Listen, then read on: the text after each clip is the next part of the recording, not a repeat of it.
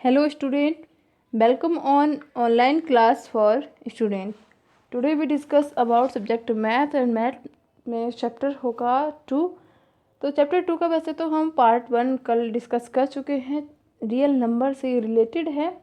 तो पार्ट 1 जिसने नहीं देखा है वो एक बार ज़रूर चेक कर ले।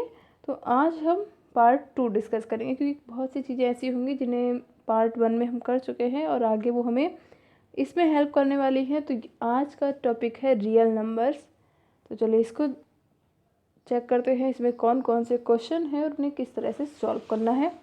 ये एक्सरसाइज 2 से ही रिलेटेड होंगे, तो आपने जहाँ पे एक्सरसाइज 1 सॉल्व की है वहीं पर आप इसको भी सॉल्व करें। तो क्वेश्चन 5 है, express each of the following as decimals. तो ये जो भी आपके सामने रेशनल नंबर दिए गए हैं आपको इन्हें डेसिमल में लिखना है, इन फ्रैक्शंस को डेसिमल में लिखना है।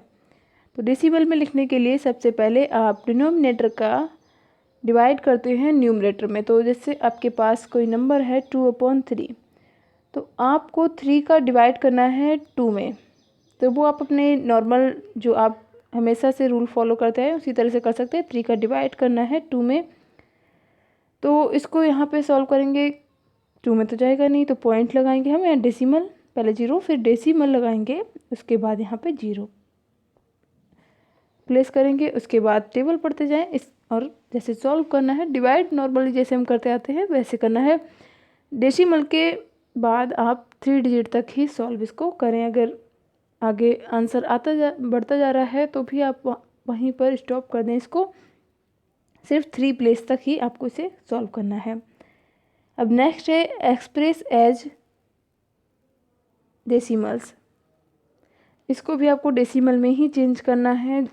सेम उसी तरह से क्वेश्चन है 19/24 और 100/27, इसको आपको डेसिमल में एक्सप्रेस करना है जैसे क्वेश्चन 5 मैंने समझाया है। सेम उसी तरह से आपको 6 भी सॉल्व करना होगा। बस एक चीज़ ध्यान रखें कि आप कोई सम सॉल्व कर रहे हैं और उसमें पॉइंट के बाद आपका आना है कुछ भी 7 लिख लिया, उसके बाद 8 2 बार बार अगर इस तरह से रिपीट हो रहा है तो आप बार बार लिखने की जगह 8 2 लिखकर उसके ऊपर ऐसे बार लगा दें। ओके, ये ध्यान रखें, पूरा नहीं लिखना होता है। नेक्स्ट क्वेश्चन, इसमें भी कुछ जो ऑप्शन है ये क्वेश्चन 6 से ही रिलेटेड है। नेक्स्ट क्वेश्चन है without actual division find which of the following numbers have a terminating decimal representation. तो आपको इसमें बताना है टर्मिनेटिंग डेसिमल रिप्रेजेंटेशन कौन नहीं शो कर रहा है, कौन सा नंबर नहीं शो कर रहा है। तो आप इसको इस तरह से सॉल्व करें कि पहले तो एक नॉर्मल वे होता है, एक सिंपल सा मैं आपको एक ट्रिक बताती हूँ इसके लिए सॉल्व करने के लिए, कि इसका जो आपका डेसिमल है डिनोमिनेटर है 12 और 125, तो इसको आप सॉल्व करें और इसमें देखें कि अगर इसका डेसिमल में आपके फैक्टर जो है या तो 2 और या फिर 5 या 2 और 5 में से अलग कोई सा भी नहीं आ रहा है तो ये हो जाएगी टर्मिनेटिंग डेसिमल। ओके, और अगर उससे अलग कोई सा भी आता है तो वो नॉन टर्मिनेटिंग डेसिमल होगी। ध्यान रखें, जैसे 7/8 है तो अब आप 8 के फैक्टर करें तो 2 4 से 8, 2 2 4 और 2 2। ओके, तो इसका क्या आया, इसके फैक्टर 2 ही आया है, बार बार रिपीट हुआ है। हो सकता है किसी में 2 आए किसी में 5 आए, तो तब आपको ये समझना होगा कि ये टर्मिनेटिंग डेसिमल है या नहीं टर्मिनेटिंग डेसिमल है, नॉन टर्मिनेटिंग डेसिमल है। तो 2 और 5 के से अलग अगर कोई सा भी प्राइम फैक्टर आता है तो वो नॉन टर्मिनेटिंग में आप उसको काउंट करेंगे। और अगर ये ट्रिक है एक बेसिक, तो आपको ये ध्यान रखना है अगर आपके फैक्टर 2 और 5 में से कुछ भी आते हैं तो वो टर्मिनेटिंग है, ध्यान रखें इसको। इसी तरह से सॉल्व करें इसको। क्वेश्चन 8 है arrange the following numbers in the ascending order of magnitude. तो इन्हें आपको असेंडिंग ऑर्डर में लिखना है। असेंडिंग ऑर्डर यानी सबसे छोटा उससे बड़ा जो भी होगा उस वे में लिखना है। अब यहाँ पे कुछ आपके माइनस में है, कुछ प्लस में है, यानी कुछ नेगेटिव नंबर से है, कुछ पॉजिटिव नंबर से है क्वेश्चन 9 में। तो आपको क्या करना होगा, सबसे पहले तो जैसे 3/-4 है, तो मैंने एक्सरसाइज 1 में आपको समझाया था यही क्वेश्चन। तो सबसे पहले आप इसमें -1 का मल्टीप्लाई करेंगे, दोनों में तो -3 ऊपर हो जाएगा और नीचे 4 जो है वो पॉजिटिव हो जाएगा, प्लस का हो जाएगा। तो फिर आप देखें, अगर हमने 4 को पॉजिटिव कर दिया तो उसके बाद सभी हमारे पॉजिटिव नंबर्स हो जाएंगे नीचे। फिर हमें ये 1 के नीचे कुछ नहीं तो 1 लगा लें। तो फिर हम इन सब का एलसीएम निकालेंगे, सभी नंबर्स का एलसीएम करने के बाद जैसे 4, 3, 8, 1, 3, 8, 2, 16, इन सभी का आप एलसीएम निकालें। जितना भी आपका एलसीएम आया उसको लिखेंगे। मान लीजिए आपका एलसीएम, वैसे ऐसा आएगा नहीं इतना कम, लेकिन मैं बस एक एग्जांपल की तरह दे रही हूँ, क्योंकि 2 ही ऑप्शन है, इसमें से मैंने अगर एक समझा दिया तो फिर आपके लिए करने को बस क्या रह जाएगा। तो ऐसा सपोज कि आपका एलसीएम आया 100, ओके। तो आपको फिर लिखना है, जैसे -3/4 है, उसके आगे मल्टीप्लाई लगाए, फिर इक्वल टू के आगे 100 आपको डिनोमिनेटर के रूप में लिखना है। उसके बाद आप देखें कि 4 के टेबल में 100 कब आता है, कितनी बार में आता है, उसे आप 3 और 4 में मल्टीप्लाई करेंगे। ठीक है, 4 2 जा 8 और 4 5 जा 20, तो यानी 25 आएगा, 25 बार में आएगा। ये आप डिवाइड करके भी देख सकते हैं 4 का 100 में। तो एलसीएम जो भी आपका होगा उस पर आप डिनोमिनेटर का एलसीएम करके देखें, जितनी भी बार जाएगा उसे आप यहाँ पे प्लेस करेंगे। 25 आया तो 25 आप ऐसे लिख देंगे इसको। फिर दोनों का मल्टीप्लाई, ठीक है, यहाँ पे 75 हो जाएगा, ये 100 हो जाएगा। इस तरह से जब आप सॉल्व करेंगे तो आपके सभी के डिनोमिनेटर सेम हो जाएंगे, नीचे के जो भी डिजिट्स होंगे वो सेम हो जाएंगे। फिर आपको क्या करना है, जो ऊपर के आपके नंबर्स हैं यानी न्यूमरेटर जो है, आपको उनमें समझना है कि कौन सा बड़ा है, कौन सा ग्रेटर है, कौन सा स्मॉलेस्ट है। तो एक बात ध्यान रखें कि जिस तरह से पॉजिटिव नंबर जब होते हैं तो उनमें हम 1 2 3 4 इस तरह से काउंटिंग करते हैं कि अगर 1 से ग्रेटर कौन सा है 2, 2 से 3, 3 से 4। लेकिन अगर आपका नेगेटिव नंबर है तो उसमें आप -1 बड़ा होगा -2 से, क्योंकि ये नंबर किस तरह से होते हैं, -1, उसके बाद -2, फिर -3, तो ये कम होते जाते हैं, ध्यान रखें। ओके, कि -1 बड़ा है किससे, -2 से, और -2 बड़ा किससे है, -3 से। तो -3 से -3 और -1 में कौन सा बड़ा होगा, दोनों में से -1 ग्रेटर होगा। ये चीज़ आपको ध्यान रखनी होगी हमेशा के लिए। तो आपको इसे असेंडिंग ऑर्डर में लिखना है। तो सबसे छोटा अगर हम इस पर देखें तो सबसे छोटा -1 है। उसके बाद आपको जो भी फ्रैक्शन होगी फ्रैक्शन के अकॉर्डिंग देखें, आपको जो भी सॉल्व करना है। फिर कौन सा होगा, इस तरह से नंबर के जब आपके आंसर आ जाएंगे सभी के, फिर आप ये चलिए मैं एक एग्जांपल आपको एंड में समझा दूंगी। जैसे कोई नंबर है -2/3, -4/5, 3/7, या 3/5 लिख लीजिए, 3/5, 2/7, ओके। और चलिए -1 भी लिख लिया और 0 भी लिख लिया। अब आपको समझना है कौन सा ग्रेटर है, कौन सा स्मॉलेस्ट। तो आप सबसे पहले तो 1 सबके नीचे लगा लिया। तो अब आपको एलसीएम अगर निकालना होगा तो 3 का निकालेंगे, 3, 5, 5 और 7, सिर्फ यही नंबर है, इनका ही तो एलसीएम निकालेंगे, है ना। तो इनका एलसीएम आपने निकाला तो हम सोचते हैं कि इनका एलसीएम आया 35।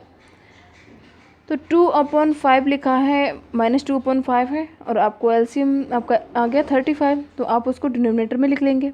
आपने 5 का टेबल पढ़ा, 35 में कितनी बार आया, 7 बार, है ना।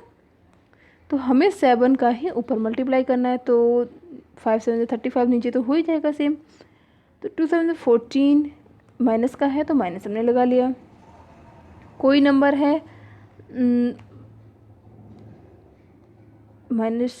2/7 और उसमें आपको बताना है कि 35 कब आएगा।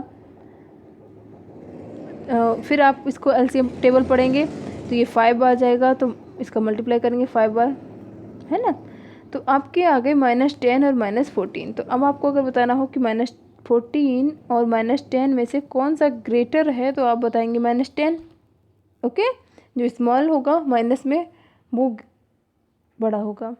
लेकिन अगर एक जगह -10 आ रहा है और एक जगह प्लस का 10 आ रहा है, तो आपका प्लस वाला 10 ग्रेटर होगा। ओके, और कहीं आपका -10 है और 0 है, तो आपका 0 ग्रेटर होगा और माइनस के जो नंबर होगा वो स्मॉलेस्ट होगा, क्योंकि माइनस के डिजिट 0 से भी स्मॉलेस्ट होते हैं, स्मॉलर ही होते हैं। ये चीज़ आपको ध्यान रखनी होगी। तो उसी वे में आपको इसे सॉल्व करना है।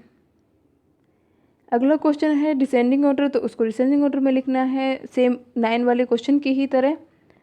और उसके बाद है क्वेश्चन 11। 10 में आपको सेम 9 की तरह करना है, 11 में आपका अलग है। Find 10 rational number between 1/3 and 1/2। तो इसमें आपको नंबर लिखने हैं 1/3 से लेकर 1/2 तक। एक इसकी भी मैं आपको ट्रिक बताती हूँ, सिंपल, बहुत इजी है। अगर आपको इसे सॉल्व करना है तो आप सबसे पहले 3 का डिवाइड कर ले। 3 का डिवाइड किया 1 में। एक वैसे तो फॉर्मूला लगा के भी हम करते हैं, लेकिन एक इस तरह से भी कर सकते हैं। तो आपने पॉइंट लगाया 0, 3 3 9, फिर से बना जाएगा तो ये 3 3, तो यानी 0.33 आपको इसका आंसर आ गया। ओके, इस वाले का। अब आपने 1/2 है तो 2 का आप डिवाइड करेंगे 1 में, तो पॉइंट लगाया, फिर 0 बढ़ाया, 2 5 जा 10, है ना। तो ये क्या हो गया आपका, कोमा लगाइए 0.5, ठीक है। 5 मीन्स 50 तक। तो आपको 0.33 से 0.50 तक कोई सा भी लिखना है। 0.33 से 0.50 तक आप कोई सा भी नंबर लिख सकते हैं, यानी 0.34, 0.35, 0.36 और 0.37, जितने भी आपको नंबर पूछे गए, 10 डिजिट नंबर पूछे गए हैं, तो आप 10 नंबर लिख लें इसके बाद के। ओके, 33 नहीं बोलते, पॉइंट के बाद जो डिजिट होते हैं उन्हें हम सिंगल ही रीड करते हैं, तो 33। ओके, 0.33 से आपको लिखने हैं अपने नंबर्स, आगे की जो भी काउंटिंग होगी वहाँ तक, ठीक है। 10 नंबर्स पूछे गए तो 10 लिखने हैं आपको। 6 पूछे गए हैं नीचे वाले नेक्स्ट क्वेश्चन में, तो आपको 6 लिखने हैं, ठीक है। तो इस तरह से सॉल्व करें। फिर भी अगर आपको कोई प्रॉब्लम होती है, नहीं समझ में आता है, तो वो आप मुझसे पूछ सकते हैं कॉन्टैक्ट करके। और इस क्वेश्चन को हम कई वे में कर सकते हैं। ये तो मैंने आपको एक सिंपल वे बता दिया है कि 0.33 से आपने काउंटिंग लिखना स्टार्ट कर दिया, तो एक तो ये हो जाएगा। लेकिन एक चीज़ ध्यान रखनी है कि आपने 0.33 आया, उसके बाद 0.34, 0.35, तो आपको ये ध्यान रखना है कि 33 के अपॉन में कितना होगा 100, 34 के अपॉन में होगा 100, सभी के अपॉन में 100 होगा, क्योंकि डेसिमल 2 प्लेस के बाद ही है पीछे से। फिर है 35 के अपॉन में 100, ठीक है। अब इसको आप सॉल्व भी कर सकते हैं कि इसको आपने ये तो नहीं कट होगा, लेकिन ये कट हो सकता है 2 2 14, 17/50 हो सकता है, ये कट सकता है 7/25 हो सकता है। तो आप इस तरह से अपनी सॉल्व कर लेंगे। 17/50 हो गया, ये 7/25 हो गया।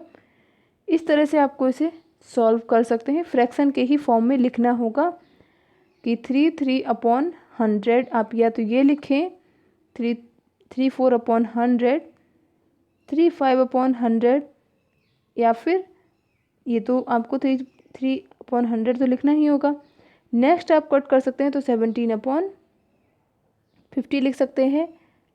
क्या आपको लिखना ही होगा। आगे नेक्स्ट है 35/100, तो ये इस तरह से होगा। इस चीज़ को इस तरह से सॉल्व करें। ये सभी क्वेश्चंस अगर आपको नहीं समझ में आते तो इसका एक बार रिवीजन भी करेंगे। अभी तो ये एक्सरसाइज 2 आज कंप्लीट हुई है, तो ये इतने ही क्वेश्चन है एक्सरसाइज 2 में। अब कल मैं आपको एक्सरसाइज 3 लेकर समझाऊंगी। उसके बाद कुछ रिवीजन भी करेंगे, कुछ इस तरह से इसी टाइप के मैं आपको क्वेश्चंस दूंगी जिन्हें आपको सॉल्व करना होगा वर्कशीट की तरह से। तो फिर आप इनको सॉल्व करें। अगर कहीं प्रॉब्लम आती है तो वहाँ पे आपको पता चल जाएगा कि आपको ये सम्स नहीं समझ में आया, तो वो आप दोबारा वीडियो देख सकते हैं या फिर कॉन्टेक्ट करके पूछ सकते हैं। तो अपनी वर्कशीट कंप्लीट रखें और इसकी प्रैक्टिस करते रहें। और इसकी प्रैक्टिस के साथ साथ अगर आप इस चैनल को सब्सक्राइब भी कर लें, क्योंकि आपको फिर सभी वीडियो का नोटिफिकेशन मिल सके इस टाइम पर। आपको तुरंत जब भी वीडियो अपलोड होगा तो आपको पता चल जाएगा कि आपका 8th क्लास का वीडियो आ गया है और आपको उसको फिर सॉल्व करना है, देखना है, जो भी जिस भी सब्जेक्ट से रिलेटेड होगा। क्योंकि ज़रूरी नहीं है कि डेली मैथ की ही क्लास हो, आगे इंग्लिश की भी होगी, अलग अलग सब्जेक्ट की क्लासेस होंगी, तो आप उससे रिलेटेड ही वीडियो देख सकेंगे। इसको सब्सक्राइब जरूर कर लें। Thanks for watching us.